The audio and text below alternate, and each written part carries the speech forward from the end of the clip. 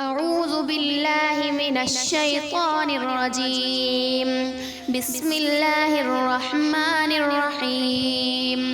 عما تساءلون عن النبأ العظيم الذي هم فيه مختلفون.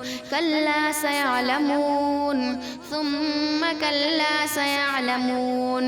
ألم نجعل الأرض مهادا والجبال أوتادا وخلقناكم أزواجا وجعلنا نومكم سباتا وجعلنا الليل لباسا وجعلنا النهار معاشا وبنينا فوقكم سبعا شدادا وجعلنا سراجا وهاجا وأنزلنا من المعصرات ماء ثجاجا لنخرج به حبا ونباتا وجنات ألفافا.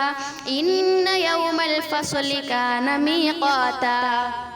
يوم ينفخ في الصور فتأتون أفواجا وفتحت السماء فكانت أبوابا وسيرت الجبال فكانت سرابا. إن جهنم كانت مرصادا للطاغين مآبا لابثين فيها أحقابا لا يذوقون فيها بردا ولا شرابا إلا حميما وغساقا جزاء وفاقا. إنهم كانوا لا يرجون حسابا وكذبوا بآياتنا كذابا وكل شيء أحصيناه كتابا فذوقوا فلن نزيدكم إلا عذابا.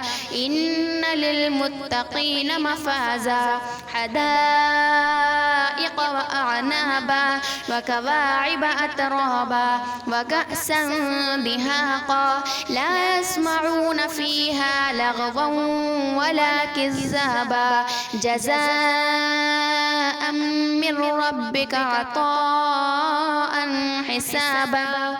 رب السماوات والأرض وما بينهما الرحمن لا يملكون منه خطابا. يوم يقوم الروح والملائكة صفا لا يتكلمون إلا من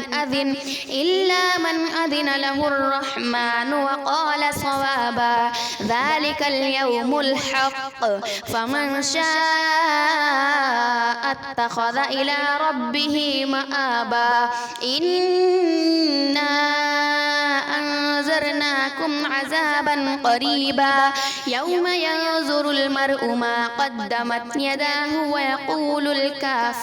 ويقول الكافر يا ليتني كنت ترابا.